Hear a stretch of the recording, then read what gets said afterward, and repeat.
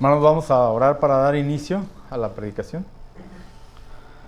Padre bendito que estás en los cielos, te agradecemos, Señor, por la oportunidad que nos das de estar aquí escuchando tu palabra, Señor.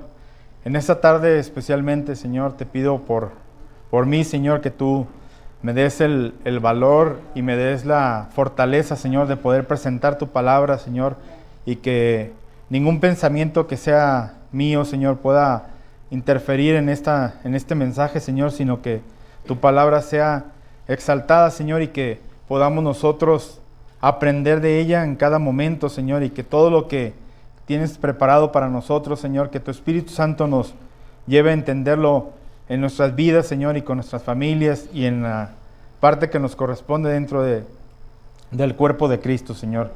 Te pedimos que nos ayudes a cada uno, Señor, y a mí principalmente, Señor, que esté valeroso presentando tu palabra, Señor. Te pido todo esto en el glorioso nombre de nuestro Salvador, el Señor Jesucristo. Amén. ¿Pueden sentarse, hermanos?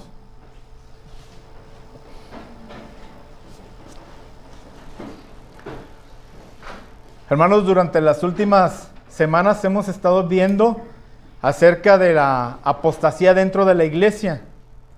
Y esta sería la penúltima parte de este tema. Pero esta parte es complicada y es dura de recibir. Y además este texto debería de animar a los cristianos a luchar más y más para ganarse la salvación. No es para ganarse la salvación, sino para cumplir con los mandatos de Cristo y para fijar la vista en el reino de los cielos y no arraigarse en las cosas de este mundo. Es el tema principal que tenemos en estos versículos que fueron desde el capítulo 5, versículos 11, hasta el capítulo 6, versículo 20. El título para este sermón es Salvos y Reprobados. Y son el texto que acabamos de leer. Se compone de 3 partes este sermón. La primera es creyentes y apóstatas, versículos del 7 al 8. Salvos sirviendo con amor, los versículos del 9 al 10. Y animados a permanecer en la fe y la esperanza, versículos 11 al 12. Los tenemos en el boletín, hermanos, por si quieren ir haciendo anotaciones acerca del sermón. Tiene una parte especial para eso.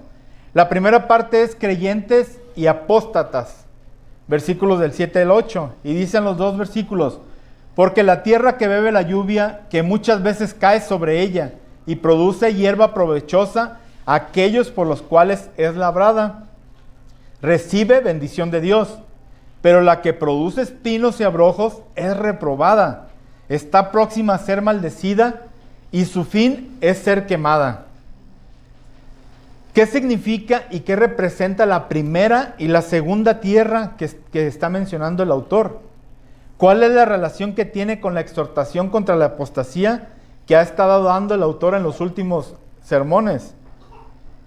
Siguiendo con la exhortación que inició, decíamos, del versículo 11 del capítulo 5, el autor compara a los salvos con la tierra productiva y a los reprobados con la tierra infructuosa. Los apóstatas se comparan a esa tierra maldita que no produce fruto bueno.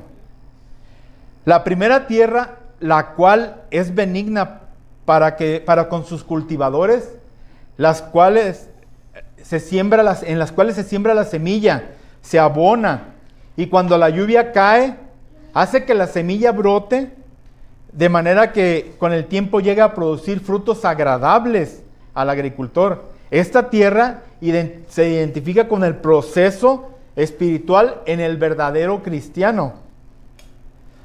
Esta persona ha recibido la semilla de la palabra de Dios. El Espíritu Santo derrama la bendición sobre esa palabra y pronto se empiezan a producir las primeras espigas de la fe, lo cual significa que el fruto continuará creciendo hasta madurar. Es una tierra bendita y Dios envía más bendición sobre esa tierra. Pero la otra tierra, la que solo produce cardos y abrojos o espinos, es una tierra maldita, infructuosa, a pesar de recibir todos los cuidados del agricultor, de sembrarse semilla buena en ella, de recibir la lluvia, no produce nada bueno esta tierra. Y esta tierra es la que representa a los apóstatas, aquellos que han recibido tanta enseñanza bíblica, tanta luz del evangelio, persisten en rechazar conscientemente la verdad de Cristo. La persona que responde así a la verdad cristiana está mostrando que es reprobado y solo le espera la condenación eterna que sufrirá como los rebeldes y los incrédulos. Y se oirá, su fin es el ser quemada, esa tierra. A esta clase de personas se les llama reprobadas. No fueron aceptadas por Dios. En el idioma original se usa la palabra adokimos, la cual significa literalmente reprobadas, descalificadas, inútil, de ningún valor. Todo eso significa esa palabra que usa el autor en este versículo. Hay dos clases de personas, tal como hay dos clases de tierras: los que producen fruto y reciben la bendición de Dios, y los que no producen fruto y por lo tanto esperan la maldición de Dios. En esto se diferencian los verdaderos creyentes de los apóstatas. En Isaías 5, del 1 al 7, recordemos que habla acerca de la viña, la cual el Señor preparó, la circuló, le quitó todos los riesgos que pudiera tener, la abonó, sembró buenas vides. ¿Y cuál sería el resultado esperado? Esperar frutos abundantes, frutos buenos. Pero recuerden lo que pasó con esa vid. Produjo uvas silvestres. ¿Y qué hizo el Señor con esa vid? Dice que el Señor la abandonó y mandó que se destruyera, porque no estaba produciendo el fruto que se estaba esperando para ella, después de todos los cuidados que se tuvo con ella. El Señor Jesús también habló de esta clase de personas en Juan 15. Los salvos, los que perseveran hasta el fin, son aquellos que permanecen en su palabra y entonces producen fruto abundante para la gloria de Él mismo, del Señor. Pero algunos pámpanos o ramas no permanecen en Cristo ni en su palabra. Por lo tanto, no pueden producir frutos y entonces serán cortados. Dice Juan 15:6, el que en mí no permanece será echado fuera como pámpano y se secará, y los recogen y los echan en el fuego y arden. También en Mateo 7, del 15 al 20, Jesús establece la analogía del verdadero creyente y del apóstata. El falso creyente que abandona la fe por irse detrás de cosas falsas, de cosas sin valor. Jesús afirma en esta ilustración que los apóstatas son falsos creyentes, tienen un corazón incrédulo, son gente que nunca han nacido de nuevo, siguen siendo malos árboles con malas raíces. Jesús afirma, Pablo también habló de esta clase de personas en Romanos 11, del 11 al 24. Él dice que algunas ramas de la nación judía fueron desgajadas por su incredulidad y que en cambio los gentiles fueron injertados en el olivo verdadero. Pero algunos que permanecen en la incredulidad de esos gentiles también van a ser desgajados otra vez, van a ser quitados del olivo. Muchas personas que se congregan en las iglesias y profesan las mismas cosas que los que están dentro de la iglesia y participan de las mismas actividades de la propia iglesia, aparentan estar verdaderamente injertados en Cristo, pero siendo que sus corazones en el fondo son incrédulos. Un día Dios hará notorio el estado de estas personas y su espíritu de rebeldía, y los expondrá a la luz del día. como los apóstatas que son, a los cuales les espera una terrible condenación.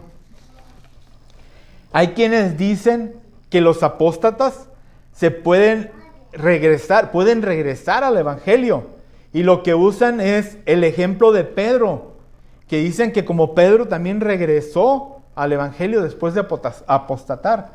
Pero si nos vamos al texto donde el Señor le está advirtiendo a Pedro lo que va a pasar cuando él lo niegue, vemos que no fue una apostasía. Vemos que Pedro lo único que hizo es que fue débil, fue un cobarde, y él negó al Señor por miedo, pero no renegó de la doctrina que el Señor Jesucristo le había enseñado durante todo el tiempo que estuvo con él. Y si me acompañan en sus Biblias, en Lucas 22, del 31 al 34, ahí podemos ver lo que le dijo el Señor a Pedro. Y es muy importante que veamos una parte que menciona ahí el Señor. Dijo también el Señor: Simón, Simón, he aquí Satanás os ha pedido para zarandearos como trigo, pero yo he rogado por ti, para que tu fe no falte. Y una vez vuelto, confirma a tus hermanos. El Señor le está haciendo la profecía de lo que iba a pasar. Y no le está diciendo que él iba a apostatar de la fe, le está diciendo que él iba a fallar, que él iba a negarlo a él. Y le dice, y Pedro, ya ven cómo era de arrebatado, cómo era de impulsivo, le dice, Señor, dispuesto estoy a ir contigo, no solo a la cárcel, dice el texto, sino también a la muerte. Y el Señor Jesús con amor le dijo, Pedro, te digo que el gallo no cantará hoy antes de que tú niegues 3 veces que me conoces. Entonces, el Señor Jesús no le estaba diciendo que iba a apostatar, le estaba diciendo que iba a flaquear, que iba a tener temor, que iba a tener el miedo de lo que le podría pasar si decía que sí andaba con Cristo. Entonces, las personas que usan estos versículos para decir que Pedro apostató y regresó, no es cierto. Un apóstata, una vez que sale de la iglesia, es muy poco probable y casi imposible que regrese a la iglesia, porque él ya renegó, ya no quiere saber nada del Evangelio. Kistemaker explica los versículos 7 y 8 de la siguiente manera. El propósito de la ilustración del escritor es el de advertir a los destinatarios de su carta que la mera observación, el goce y la recepción de las bendiciones no pueden salvar a una persona, a menos que haya habido un genuino renacimiento espiritual. Cuando el nuevo nacimiento es evidente y las bendiciones de Dios son recibidas con acción de gracias, la vida espiritual se desarrolla y produce frutos. Hay personas dentro de la iglesia que pudiéramos compararlas con aquellas que van a los centros comerciales, a las grandes tiendas de abarrotes, donde hay degustaciones de productos. Y la mayoría vamos y probamos los productos, los disfrutamos y hasta reconocemos que saben buenos, que están bien los productos. Pero de ese porcentaje, ¿cuántos son los que realmente pagan el precio por esos productos para tenerlos? El Evangelio es similar, hermanos. El Evangelio, muchos pueden oírlo, muchos pueden gustarlo, pueden tener gozo de conocer el Evangelio y pueden recibir bendiciones de Dios dentro de lo que es la gracia común. Pero son pocos los que realmente se atreven a pagar el precio de seguir a Cristo. Y el mismo Señor lo dijo en Lucas 14, del 25 al 32. Y Él menciona ahí donde dice que ¿quién se pone a construir una torre sin antes medir el costo? Para que no se quede la mitad de la construcción y todos se burlen de él. ¿Quién sale a la guerra y no se fija cuántas personas vienen con el enemigo y cuántas tiene él? Porque no miden el costo. Dice que si no aborrecemos a la familia, al padre, madre, y si no nos aborrecemos a nosotros mismos, no somos dignos de seguirlo a él. Entonces, cuando el Señor Jesús dice que aborrezcamos todo y a nosotros mismos y lo sigamos a Él, no está hablando de que odiemos al mundo, que odiemos a toda la humanidad. Está hablando de que no tengamos nada, ni nadie, ni ninguna cosa que sea superior a Dios, que solamente sea Él nuestra prioridad. Si no hacemos esto, hermanos, no somos dignos de seguir a Cristo. Si no tenemos a Dios en primer lugar en nuestra vida, no somos dignos de seguirlos. No hemos medido el costo de estar siguiendo a Cristo. Y en las iglesias, en vez de ver personas que están haciendo lo que dice el texto, de aborrecer todo y seguir a Cristo como prioridad, lo que vemos son madres que dejan inclusive de estar congregándose en las iglesias por estar atendiendo las prioridades de los hijos, muchas veces dejándose llevar por cosas como por la escuela, que la tarea, que ahora que se sintió enfermo. Y nos ha tocado ver casos en la vida real de las iglesias donde las mamás, a veces de pastores, esposas de pastores, dejan de congregarse con sus iglesias por estar dando atención primeramente a los hijos. Y eso es apostasía, hermanos. Dejar ya todo lo referente al evangelio por estar con cosas materiales. Y vemos a maridos o esposas que dejan su vida cristiana para conservar su matrimonio. Y muchas veces se justifican las personas y dicen, pues de todos modos no estoy creciendo espiritualmente, de todos modos mi vida sigue igual, no he mejorado económicamente, mi esposa me sigue tratando igual, entonces mejor me regreso a donde estaba. Y esas son justificaciones. Y muchas veces hemos visto hasta hijos de familias que dominan a los padres, que dominan la situación, se ganan a los padres incluso con cosas espirituales para tenerlos en la bolsa y poco a poco los van sacando de la vida cristiana, entre comillas, ¿verdad? Y terminan por convencer a la familia de no estar en las cosas de Dios. Si amamos más a nuestros hijos, a nuestros esposos o esposas, a nuestros padres o a nosotros mismos, no se ha medido el costo de seguir a Cristo. Y por ende, no podemos dar buenos frutos. Y estamos en riesgos de ser cortados y quemados.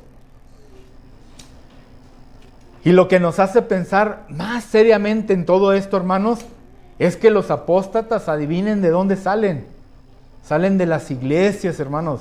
No pueden salir de afuera.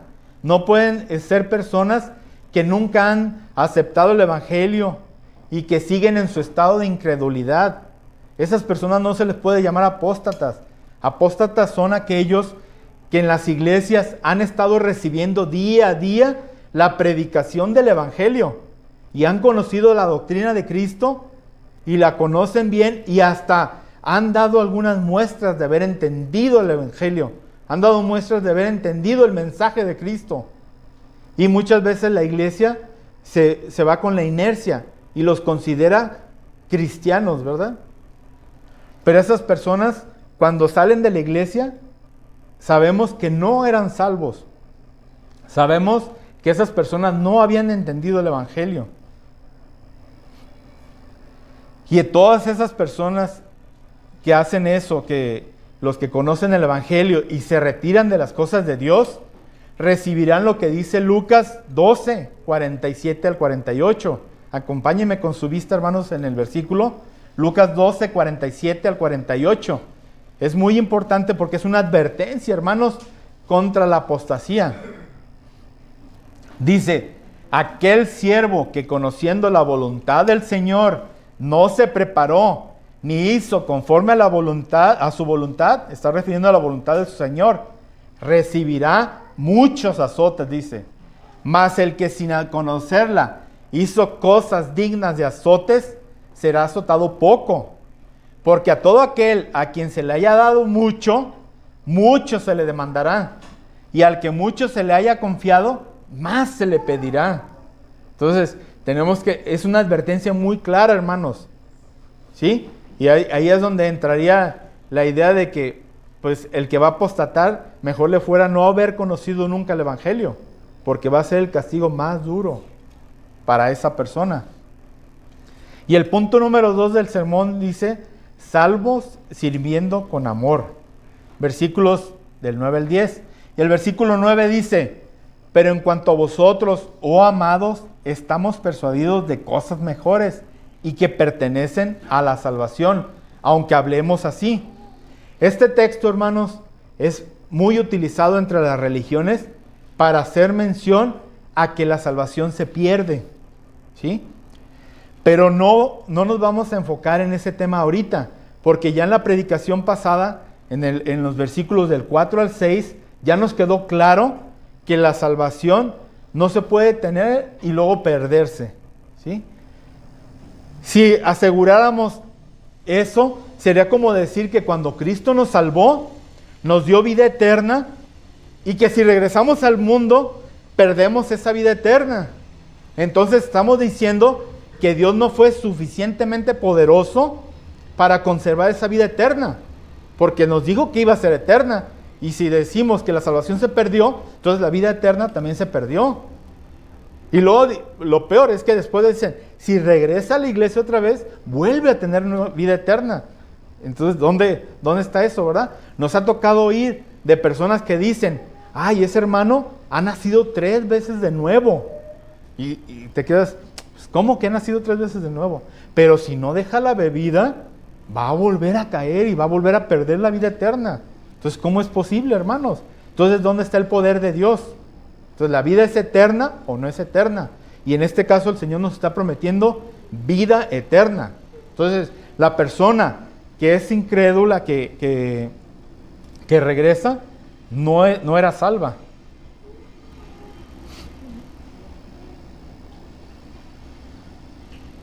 Y estaban, estas personas al regresar, eran como las personas que decíamos del supermercado, nomás estaban degustando, estaban probando el evangelio y estaban contentos con ese ritmo de vida, con ese trabajo que se hacía dentro de la iglesia, ¿verdad? Pero no estaban entendiendo las doctrinas del evangelio de manera correcta. ¿Cuáles son las cosas mejores de las cuales el autor está persuadiendo respecto a los lectores? Es interesante observar en este texto, hermanos, en el que acabamos de leer, que el autor se dirige a los lectores en el término de amados, que en hebreo dice agapetoi, o queridos hermanos, ya que solo sucede una vez en toda la epístola de Hebreos. Y eso es lo interesante, que después de que mete la exhortación tan dura y tan fuerte contra los miembros de la iglesia, después hace una declaración amorosa. Y luego dice ahí que es como si el autor nos dijera, si no los quisiera tanto como los quiero, no los habría exhortado con tanta severidad. Es un mensaje que lo está expresando como que es por amor a la iglesia, como que es para exhortarla, pero también para animarla a que no descuidemos la salvación tan preciosa. Estas son las mejores cosas que menciona el texto, de las cuales el autor nos está persuadiendo. Pertenecen a la salvación. Es decir, el autor, aunque acaba de hablar fuertemente contra el pecado de la apostasía y sus nefastas consecuencias, él no está afirmando en ningún momento que algún miembro de esta iglesia donde está dirigiendo la carta está practicando, está pasando por la apostasía, o que tiene un corazón malo. Él no está diciendo eso directamente, está advirtiendo contra eso, ¿sí? Ellos de manera individual están expresando sus frutos de salvación, los hermanos de la iglesia a la que está dirigida la carta. Los verdaderamente salvos no pueden apostatar de la fe, aunque pasen por momentos de decadencia espiritual. Si somos verdaderamente salvos, no podríamos apostatar, no podríamos dejar la doctrina, no podríamos renegar de Cristo. Aunque pasemos por momentos difíciles, momentos de debilidad, como Pedro, como lo vimos.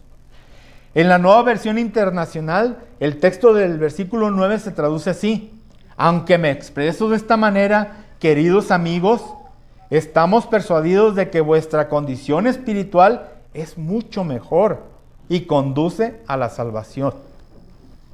¿Por qué el autor está convencido de que los lectores de la carta se encuentran en un camino de salvación y no de reprobación? La respuesta se encuentra en el versículo 10. Chequen el texto que estamos viendo. Dice: porque Dios no es injusto para olvidar vuestra obra y el trabajo de amor que habéis mostrado hacia su nombre, habiendo servido a los santos y sirviéndolos aún. Es continuo, hermano, no es un trabajo que pasa.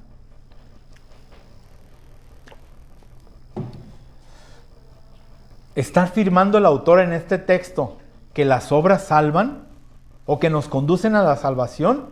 Porque ahí dice: porque Dios no es injusto para olvidar vuestras obras. El autor, con tierno amor y cuidado pastoral, les hace ver que ellos no están produciendo los frutos de la apostasía, sino los frutos de la salvación. Las mejores cosas que ya se mencionó en el versículo 9. Dios olvida el pecado que cometemos si lo confesamos arrepentidos, pero no se olvida de las obras de justicia que hacemos en su nombre. Ellos, posiblemente los hermanos de la iglesia a la que está dirigida la carta, ya se habían olvidado de las cosas que habían hecho en favor de los otros hermanos. Pero Dios no se había olvidado de todas las obras, porque aquí se las recuerda, aquí las menciona. ¿Por qué? Porque el Señor es justo. Y Él reconoce en ellos esas obras de caridad, esas obras más bien de misericordia que se tuvieron para los hermanos que estaban en persecución, los que estaban presos, los que estaban siendo torturados. Todas esas obras Dios se las reconoció, aunque los propios hermanos ya se hubieran olvidado de que las habían hecho. Su justicia, la justicia de Dios, retribuye tanto el pecado como la bondad humana. Los pecadores serán condenados, pero los justos y misericordiosos serán bendecidos. Aunque ni el autor del libro ni las Sagradas Escrituras nos dan la posibilidad de creer que somos salvos por las buenas obras, de todas maneras insisten en que es una cualidad de la salvación. Es una cualidad que tiene un corazón misericordioso. ¿Sí? No es algo que nos lleve a la salvación, sino que es un resultado de la salvación que nos va a caracterizar el estar haciendo las obras de misericordia. Jesús habló de esto en Mateo 25 del 31 al 40, donde está haciendo el relato de cuando vea a los corderos y a los cabritos. Dice: cuando el Hijo del Hombre venga en su gloria, pondrá a las ovejas a su derecha y a los cabritos a su izquierda. Entonces el Señor dirá a los de su derecha: venid, benditos de mi Padre, heredad el reino preparado para vosotros desde la fundación del mundo. Porque tuve hambre y me disteis de comer, tuve sed y me disteis de beber, fui forastero y me recogisteis, estuve desnudo y me cubristeis, enfermo y me visitasteis, en la cárcel y vinisteis a mí, y sediento y me diste de beber. Entonces los justos le responderán diciendo: Señor, ¿cuándo te vimos hambriento y te sustentamos, o sediento y te dimos de beber? ¿Y cuándo te vimos enfermo o en la cárcel y venimos a ti? Y respondiendo el Señor les dirá: de cierto os digo que en cuanto lo hiciste a uno de estos mis hermanos más pequeños, a mí me lo hiciste. Todas las obras de amor, hermanos, todas las obras de misericordia que nosotros hagamos, en último término se la estamos haciendo directamente al Señor Jesucristo. Todo lo que hagamos como buena obra, que es lo que Él nos manda hacer, Todo se lo vamos a estar dando directamente a nuestro Señor Jesucristo. Y Él, como es Dios, no se olvida de nada de eso que hagamos como frutos de nuestra fe. Recuerden, no es para salvación, es como una característica de la persona que ha sido rescatada, que es salva. Los frutos que se dan a través de la fe. Y también Santiago nos refiere esto. Afirma que es una característica de la fe salvadora. Son las obras de misericordia que son el resultado de esa fe. Y es en Santiago 2, del 14 al 20. El versículo 11 del capítulo 6 dice: pero deseamos que cada uno de vosotros muestre la misma solicitud hasta el fin, para plena certeza de la esperanza. Es necesario mantenernos en la obra y el trabajo de amor para poder tener plena certeza de la esperanza. ¿Y de cuál esperanza se está hablando? El autor continúa dando una exhortación tierna y amorosa que anima a seguir con la misma solicitud, con la misma diligencia que les caracterizó a la iglesia desde el principio. Calvino interpreta este pasaje diciendo que el Señor quiere que la misma diligencia y amor que han mostrado en el trabajo para con los hombres, la muestren en progresos reales de la fe o de su propia fe. Y menciona, dice, pues hay dos partes en el cristianismo que concuerdan con las dos tablas de la ley. Por lo tanto, el que separa la una de la otra, no le queda nada sino algo mutilado y trunco, ya que no es correcto separar la fe que aprende las verdades del Evangelio de las obras de justicia del conocimiento doctrinal.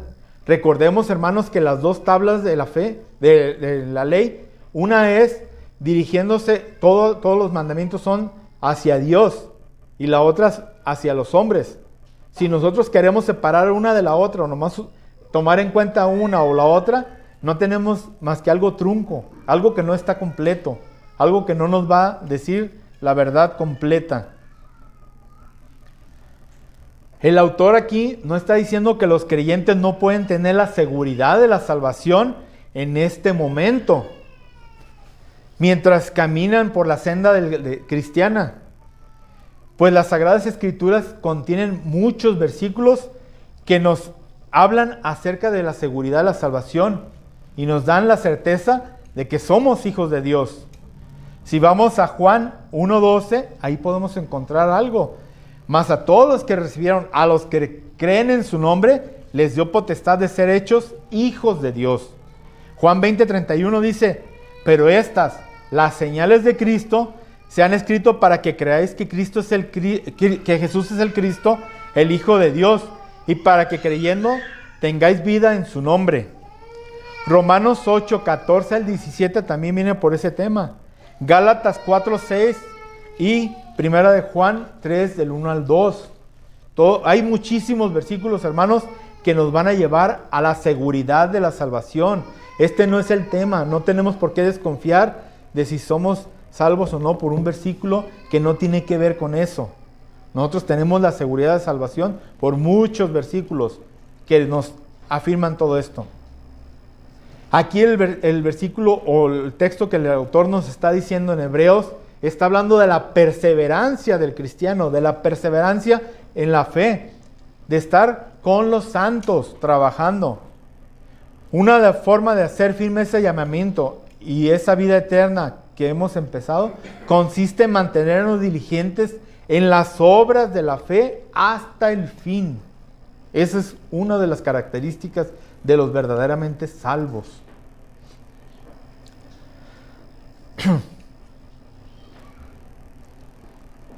Si la fe que nosotros tenemos es segura y es firme, entonces debe producirnos en nosotros una práctica continua.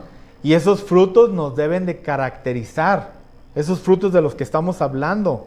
Los frutos de alguien salvo. Pero, ¿cómo podría estar seguro de la salvación cuando los frutos dan a entender que tiene un corazón incrédulo? ¿Cómo se podría estar seguro?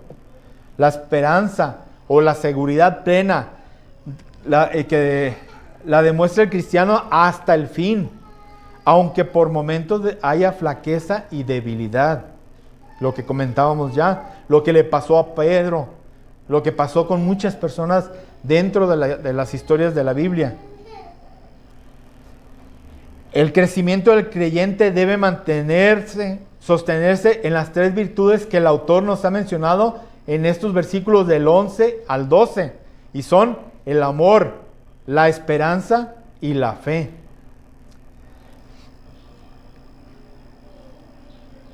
Es nuestra responsabilidad procurar que nuestra vocación y elección, como dice 2 de Pedro 2, del 1 al 10, dice: recordemos que la esperanza plena y total rechaza todo tipo de insuficiencia y tibieza. La esperanza hace referencia a la salvación, al cumplimiento total de las promesas salvadoras del Señor, que son aprendidas en el tiempo por medio de la fe. La fe es la que nos va a mantener en esa esperanza. Y luego el versículo 12 nos deja muy claro, dice: no sean perezosos, más bien imiten a quienes con su fe y paciencia heredarán las promesas. ¿Cómo puede un cristiano ser perezoso en los asuntos de la fe y la paciencia? La declaración, a fin de que no sean perezosos, nos hace referencia a lo que ya habíamos visto en unos versículos en las predicaciones anteriores, que no os hagáis lentos o duros de oído, como algunos ya eran cuando les escribió el autor en estos versículos. Algunos creyentes de hebreos estaban arrastrando los pies, iban caminando con toda la flojera del mundo. Algunos, sus espíritus habían flaqueado porque estaban siendo perseguidos, y por los mismos judíos, por sus mismos compatriotas, estaban siendo perseguidos. Y ellos estaban flaqueando, estaban débiles ante la insistencia de los otros judíos de dejar a Cristo y regresar al judaísmo, regresar a las obras. Ellos corrían el riesgo de volverse torpes para escuchar las enseñanzas de Cristo, para seguir creciendo en la fe cristiana, debido al peso de la persecución. Pero el tierno pastor nuevamente los está motivando, los anima de forma positiva para que persistan en continuar caminando, tomando como ejemplo dignos de imitar a aquellos hombres o héroes de la fe que él mismo les va a estar diciendo en el capítulo 11. Esos héroes de la fe pueden ser los santos del Antiguo Testamento o los santos de la época de ellos mismos, los que estaban enseñándoles a ellos mismos, que eran los apóstoles que estuvieron con Cristo. Y reciben esas promesas abundantes de salvación, pero porque son ofrecidas directamente por Cristo, hermanos. Entonces aquí vemos todo esto que es muy importante para la iglesia. Y vamos a ver, hermanos, unas aplicaciones para estos textos. Si no estamos buscando, hermanos, en la palabra de Dios, y si no estamos buscando la dirección de Dios a través de la oración, y si no estamos congregándonos aquí con gozo para alabar al Señor, para producir frutos agradables a Él, que podemos estar produciendo otra clase de frutos por no estar haciéndolo de esa manera, hermanos. Y estamos propensos a que un día venga el dueño de la vid y diga: córtala. ¿Para qué utiliza también la tierra esta vid? Ese es el riesgo que corremos. Y si somos alguna persona que está recibiendo constantemente instrucción a través de la lectura de la palabra, a través de la predicación expositiva, pero aún así persistimos en no producir fruto, entonces no solo producimos mal fruto, sino que nos convertimos en estorbo para los nuevos creyentes. Nos convertimos en un estorbo para la iglesia, en un tropiezo para todos aquellos hermanos jóvenes que apenas acaban de conocer el Evangelio. Y en vez de ayudarlos, estamos entorpeciendo, estamos siendo piedra de tropiezo para ellos.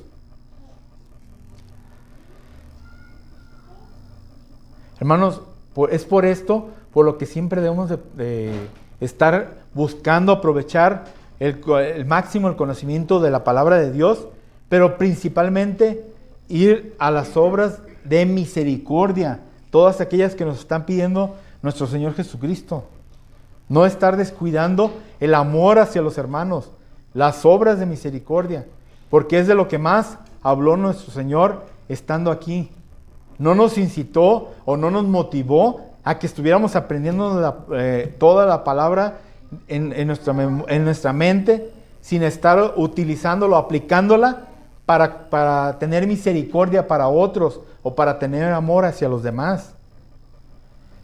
Cuidemos nosotros, hermanos, nuestra salvación, como dijo Pablo, ocupándonos en vuestra salvación con temor y temblor, para estar llevando frutos dignos de arrepentimiento.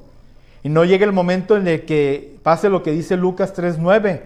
El hacha está puesta a la raíz de los árboles. Por tanto, todo árbol que no da buen fruto será cortado y echado en el fuego. Y podemos ser hallados reprobados. Algo que caracteriza la vida cristiana, hermanos, es la esperanza. Hoy en día, el mundo ya ha perdido el sentido de la esperanza, porque todo queremos instantáneamente. Ya no podemos esperar 30 minutos para que se prepare una buena comida, que la compramos ya hecha y la metemos unos segundos al micro, porque no podemos esperar. Estamos desesperados. Pero los cristianos alimentamos la esperanza, pues muchos goces y muchas bendiciones de nuestra salvación no las vamos a ver aquí, las vamos a ver en el reino eterno. Entonces nosotros tenemos la esperanza, estamos pacientes esperando ese momento, no estamos acelerándonos, no queremos todo instantáneamente. Alimentemos nuestra esperanza con las Sagradas Escrituras y no dejemos que la filosofía imperante en este mundo debilite nuestra confianza en el Señor. Hermanos, lo último que queremos ver, si lo último que queremos es llevar a nuestras familias a los pies de Cristo, tenemos que tener en cuenta esto. Primero nosotros tenemos que estar en el Evangelio.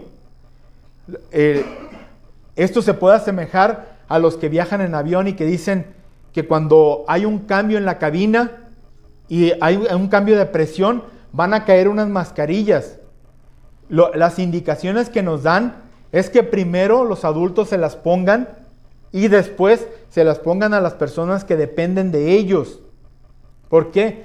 Porque si la persona se la trata de poner primero a un niño y en ese momento pierde el conocimiento, ese niño y él van a quedar sin la posibilidad de salvarse. En el Evangelio es lo mismo, hermanos.